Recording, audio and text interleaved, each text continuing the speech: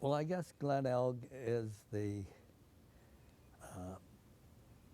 most significant entity with which I've ever been involved, the most satisfying by far. One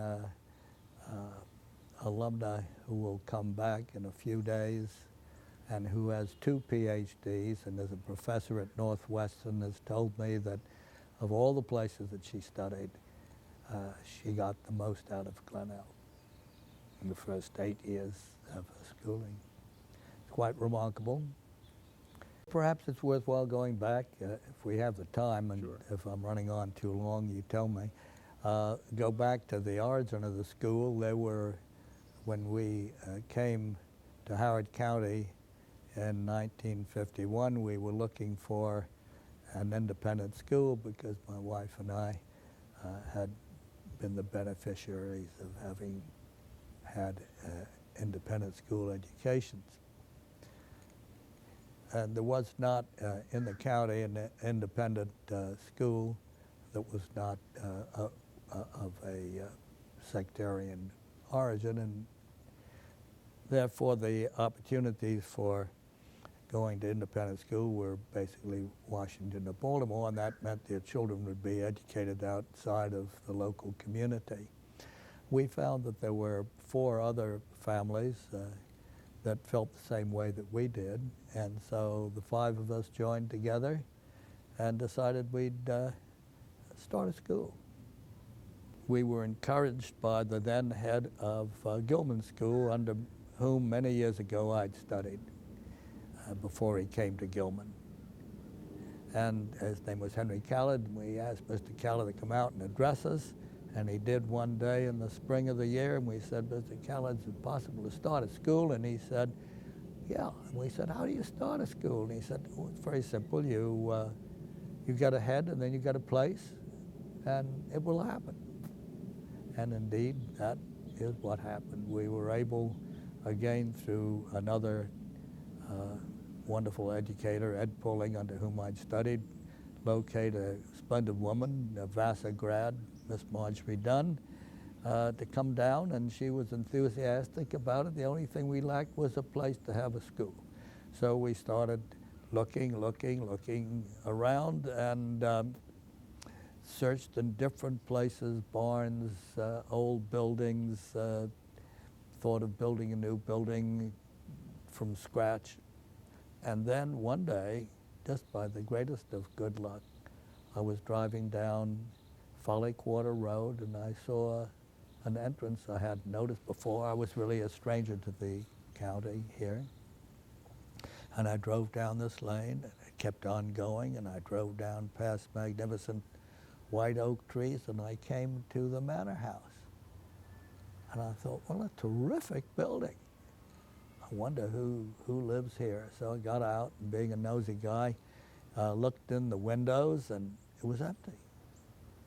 That's strange. I walked around the other side, I looked in the windows there, it was empty. Then I noticed a couple of gentlemen walking along behind me, and I went over them and said, excuse me, I know I'm not invited here, but could you tell, was intrigued by this wonderful house, can you tell me who owns it? And the older of the 2 gentlemen said, I own it. And it turned out to be a Mr. Zeiser. And I said, Mr. Zeiser, who lives in this house? He said, nobody. How long has it been empty, Mr. Zeiser? Oh, 11 years. Mr. Zeiser, would you consider renting this wonderful old place for a school for little children, young children? He said, I certainly would. And the gentleman that was with him was a man who became a very good friend and later business associate, Dale Meisel, who was Mr. Zeiser's nephew. And we worked out an arrangement where we rented the manor house and about 50 acres of land, maybe less, 20 acres or so around the manor house, for the princely sum of $100 a month for 20 years. And that provided us this extraordinary site to start the school.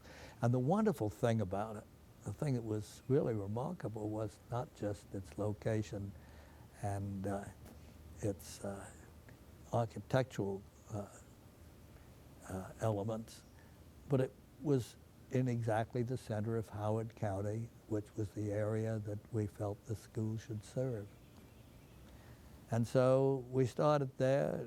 We opened that fall under the leadership of Miss Dunn. We started with 35 students in 6 grades. And now, 50 years and some later, we have 800 students in 14 grades. And the school has evolved in a way that has been very beneficial to all the families who have had children here, to the students, and very satisfying to those of us who have been involved in its development. So, quick forward. As the school grew each year, it was necessary to add additional facilities. And so our first step was to use the so-called garage building, which was behind the manor house, and we made use of that. And then the next step was to connect the 2 buildings together, and that enabled us to make a small gymnasium. But the school continued to grow, and so the next step was to build a gymnasium, which we did. When we built the gym, we deliberately lowered its silhouette as much as we could so it wouldn't impact architecturally adversely to the manor house, which is a wonderful structure, a significant element in the history of Howard County. And there we went along happily for a number of years. Eventually bought additional land from the Ziza family, so that now we have some 80 acres. And we went out to the front. About 20 years ago, there was an opportunity to develop a high school. Up to the first 30 years, the school had been ended at the 8th grade and was known as a fine elementary school. We then decided to expand into the upper school, into high school, and we built the building, the high school building. At that point, the high school was just getting underway. We had an excellent intellectual program, a concept of integrative education, where subjects were not taught as isolated elements, but were taught in conjunction with the other aspects of the educational process, so that the music, the literature of a period was as important in the history and should be incorporated into the history as just the history itself, for example. We had a fine program. We had a small nucleus of excellent teachers, and we were very fortunate to be able to attract Ry Chapman. Now, with Mr. Chapman, he created some significant problems for the school. He was very successful in building the school, and this is what we asked him to do. But what we didn't really realize was every time he kept on adding students and enrollment to the school, we would have to provide additional facilities. And so with his help, with his guidance, he's always been part of the process. We have had several very successful, innovative construction programs during his tenure. This building here where we're sitting at the middle school enabled the school to expand and handle a complete middle school with a fine performing arts facility. We combined those two. And an amusing thing is that the area in which this building is sited sits slightly above the high school, which had been built. And because of the way in which the building was originally designed, both Mr. Chapman and I felt that the middle school was in some way dominating or would dominate architecturally the high school, because the clerestory for the Performing Arts Center was scheduled to be located on the highest point of ground just overlooking the high school.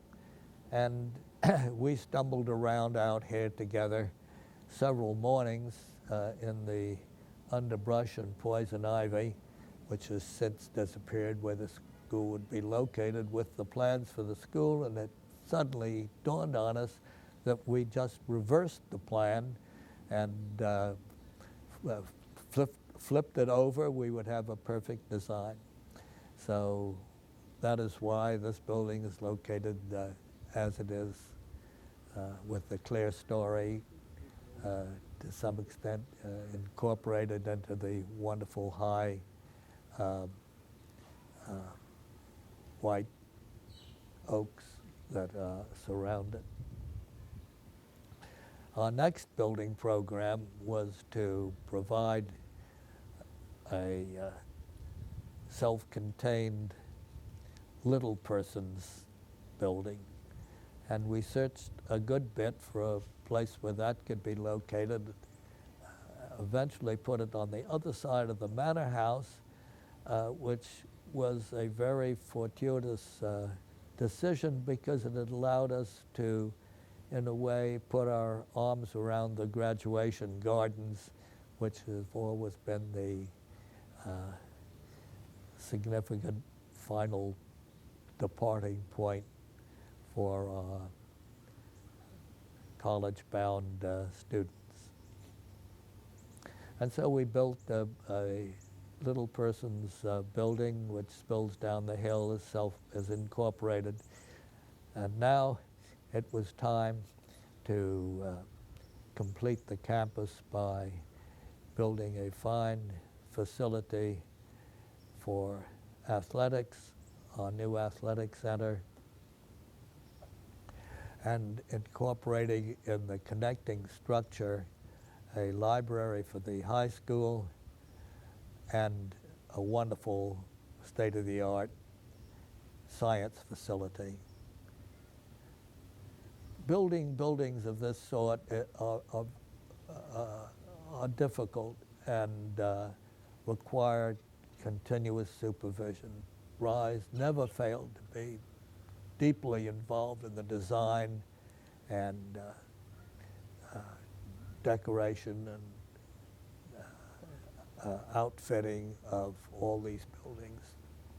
He's not just built the physical parts of the school, he's built the key intellectual parts by developing an outstanding faculty of caring, thoughtful teachers, highly professional and highly motivated. Every day, about more than 1,000 people come to the Glenelg Country School, 800 plus students, almost 200 faculty members, administration people. Each one of these is known to Ry. He knows the names of all the students. He knows the names of all the people that work on this place, this beautiful grounds. These beautiful grounds, maintain them so nicely. Don't worry about the wildlife passing overhead. Those are geese in migration. And that brings up an interesting aspect of this particular school, because we're fortunate to have, as you can hear, all types of wildlife, and it enables the children and the students here to develop an ecological awareness which would not be possible in a city setting. Eventually there will be a kiosk down by the pond where water life, early stages of life which we all feel arises from the wetlands, will be able to be developed. Studies based on wetland ecology will eventually be developed, but that's something into the future.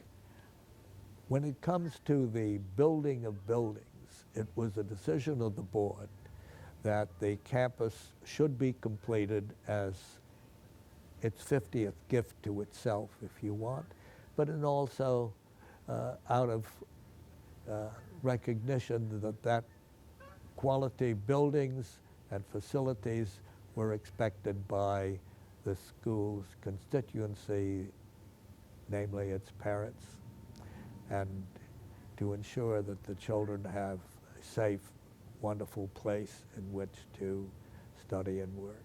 And we hope that we can continue on for another 50 years into the future.